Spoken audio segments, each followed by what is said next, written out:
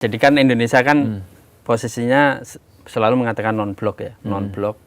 Dan memang tidak perlu masuk sebagai anggota. Kalau kita masuk, kita akan terjebak, akan ada banyak jebakan. Pertama, jebakan pertama itu konflik Pakistan-India. Ketika itu pecah, Indonesia masuk mau ngirim TNI ke Pakistan. Iya, padahal Indonesia punya kerjasama bilateral dengan India. Nah ini sebenarnya menarik tadi penggunaan embel-embel Islam tadi loh Mas. Iya betul. Kalau memang mau bikin fakta NATO-nya Islam, kenapa nggak mengundang oke aja, Iya. kan lebih banyak itu. betul. Oke dijadiin fakta militer. Ada 52 anggota. 52 Itu masuk negara. Indonesia ya. Kan lebih banyak, bahkan ngalahin NATO kan jumlahnya. Itu bakal lebih bagus kalau dijadiin fakta militer. Masalahnya 52 negara oke itu kan juga nggak akur. Uni Emirat Arab sama Iran sama Saudi Iya. kan bermasalah. Emirat ini lebih pro Israel. Bahkan ketika kasus Palestina misalnya konflik, oke ini sebenarnya organisasi apa sih, kayak kumpul-kumpul Kongo doang, nggak pernah ngasilin apa kesimpulan yang nyata, mirip sama ASEAN. Nah kan ini saya tanggung juga, ASEAN ini sebenarnya organisasi apa, kalau jadiin fakta militer dijadiin itu aja, kalau benar-benar non-blok kan. Kan selama ini juga gitu kan, ketika konflik di Myanmar Iya, nggak ada juga. nggak ada solusi, ASEAN itu Iya. nggak ada klausul bertindak atau apa kan, cuman Cuman mencekam. Mencekam apa? Mengecam. Mengecam. Oh, mencekam. mirip oke. Jadi Iya, iya. kalau dibilang nanti Mengecam aja. dibilang tadi labelnya NATO Islam, saya kurang setuju sebenarnya. Islam itu terlalu luas. Dan tadi dibilang Sunni ya, kan Sunni kan. Pakistan bilang ini bukan fakta untuk sektarian, kan bilangnya gitu. Mungkin juga untuk Kelompok lain. menarik negara-negara lain gabung.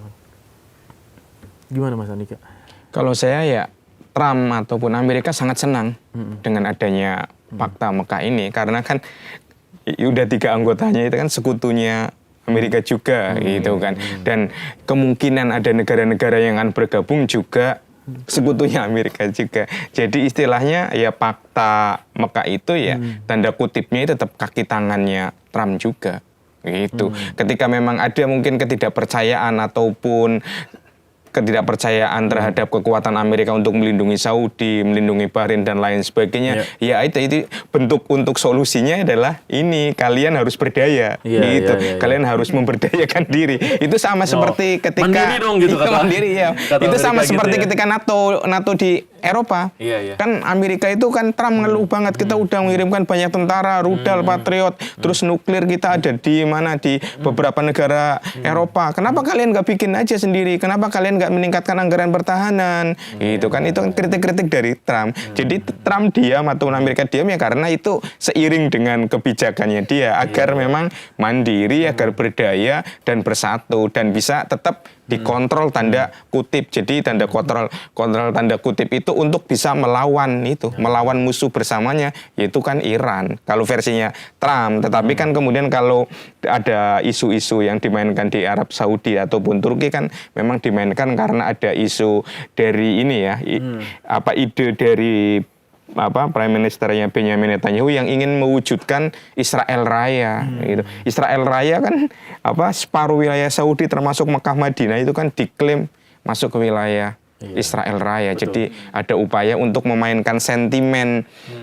warga negara atau sentimen Muslim, sentimen Islamnya di negara-negara Muslim, bahwa ya itu bentuk dari ini perlawanan kita terhadap Israel. Jadi ada dua lensa ataupun 2 sudut pandang yang bermain, dari sudut pandang Amerika ataupun sudut pandang Israel, dan itu dimainkan. Kalau sudut pandangnya Mas Udin tadi berbeda tuh. Berbeda. Bahwa ada ketidakpuasan terhadap sekutu-sekutunya Amerika, ya kan? Atas Jaminan keamanan, tidak melindungi. Tapi sebenarnya memang Amerika ada sisi untungnya juga. Dia bisa menyuplai senjata ke negara-negara anggota Pakta itu sebenarnya. Jualan senjata. Enggak lah, udah diambil sama Pakistan dari Cina. Iya. Karena kan Arab Saudi kan pengen beli F-35, Turki juga pengen beli F-35. Artinya pasokan senjata itu sebenarnya juga sebenarnya dari Amerika juga. Iya. Dan misinya Amerika sebenarnya itu kan sebenarnya jualan senjata. Jadi ketika ada Pakta, semakin banyak konflik dia akan semakin untung. Makanya mungkin salah satu misi kedatangan wakil menteri Amerika di Indonesia juga mungkin jualan senjata. Iya.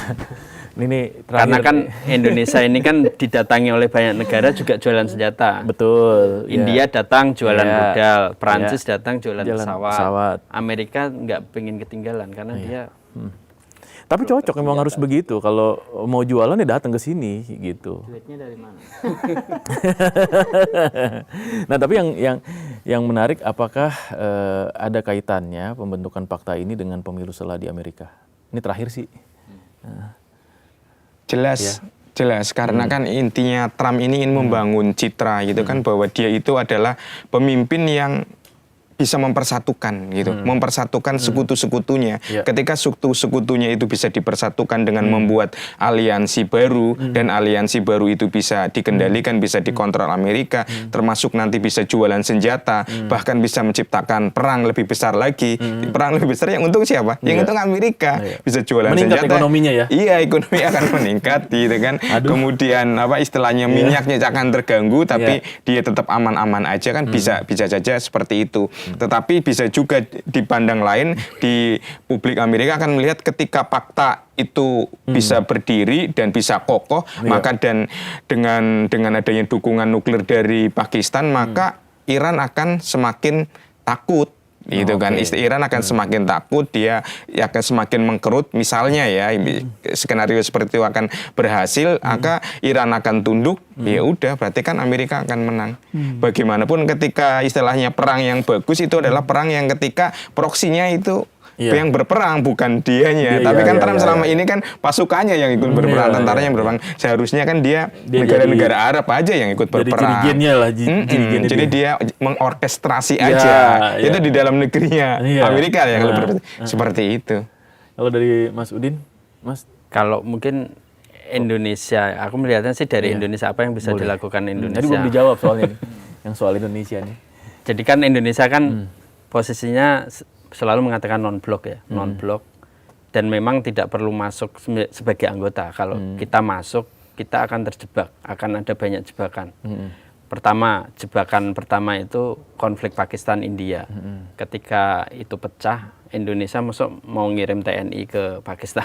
Iya, padahal Indonesia punya kerjasama bilateral dengan India. Iya kan? Padahal Indonesia beli rudal dari India. Nah, kalau kita ikut Pakta itu, jelimet itu. Rudalnya masuk kembali ke India. Iya. Senjata makan tuan. Jadi kalau kita masuk Pakta itu jadi anggota, akan ada banyak jebakan Batman ya.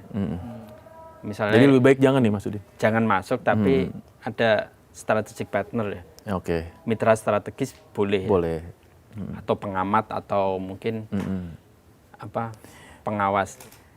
Sebagai mitra strategis boleh, karena kita bisa memanfaatkan keunggulan 3 negara itu. Misalnya dengan Arab Saudi kita memanfaatkan minyak dan uang. Dengan Turki kita termasuk memanfaatkan kuota haji itu Mas? Ya, kuota haji mungkin bisa bertambah. Iya, amin. Terus dengan Turki industri pertahanan, drone, rudal bisa memanfaatkan juga. Dengan Pakistan kemampuan nuklirnya mungkin Indonesia juga bisa belajar. Artinya sebagai mitra strategis itu sudah cukup untuk memanfaatkan beberapa kelebihan dari 3 negara anggota Pakta. Tapi kalau untuk masuk menjadi anggota itu akan terlalu banyak jebakan-jebakan. Karena Indonesia sendiri kan sudah banyak masalah di dalam negeri. Masalah netizen dan lain sebagainya. Iya, udah banyak masalah ya. Sudah banyak masalah. Iya. Jangan bikin masalah di luar lah gitu. Anggaran juga sudah kembang-kempis ya. Jadi dengan menjadi mitra strategis itu kita masih bisa memanfaatkan, dan posisi Indonesia sebagai non-blok juga masih bisa terjaga. Aman. Kalau Cak Imin, terakhir Cak. Saya setuju ya sama Bang Udin. Lebih baik jadi mitra aja, nggak usah gabung. Gabung itu bahaya. Fakta pertahanan ini satu sisi sama aja dengan rawan perang. Ikut itu juga rawan diserang kan. Nah, lebih baik jadi mitra aja, jadi pengamat atau jadi kita lebih baik mempelajari lah. Kita ini sudah ketinggalan, ini eranya drone. Dari bagi Indonesia pelajari itu drone dan Bayraktar Turki, kemudian senjata Pakistan, Cina. Nah, yang saya khawatirkan ini nanti fakta ini jadi yang saya sebut tadi justru jadi pemicu perang dunia 3 di Timur Tengah. Iya, tadi sempat ngomong gitu, Cak Imin. Karena rawannya itu yang tadi lah, satu diserang ketiganya. Iya. Jangan sampai kita masuk ke dalam eskalasi itu ya. Ada Iran, ada Israel, kan rumit sekali ini. Ya, ini menarik sih ya. Jadi memang pembentukan fakta ini memang masih belum terlalu kelihatan ya. Dari 3 negara ini akan menjadi seperti apa nanti ke depannya, dan ini kita tunggu mungkin nanti progresnya ya. Mungkin dari fakta pertahanan bisa berubah menjadi fakta ekonomi, kan kita nggak tahu nih. Ya kan? Ngeper berarti. Turun kasta dong. Turun ya? Turun kasta. Bukan saya ngomong ya. Awalnya kan ekonomi baru fakta pertahanan. Iya, ini kan nggak apa-apa. Fakta pertahanan dulu terus turun ke ekonomi, udah aman negaranya gitu kan. Bisa jadi gitu. Bisa jadi. Iya, tapi nanti kita bisa melihat lagi, Sobat Sindo, bagaimana sebenarnya sepak terjang dari fakta pertahanan ini. Dan jangan lupa untuk saksikan ya Sindoskop selanjutnya minggu depan ya kan, dengan tema yang berbeda, dan pastinya tetap membaca sindonews.com untuk tahu berita-berita terkait isu-isu terkini, baik itu di dalam negeri maupun internasional. Sampai jumpa. Assalamualaikum warahmatullahi wabarakatuh. Waalaikumsalam warahmatullahi wabarakatuh.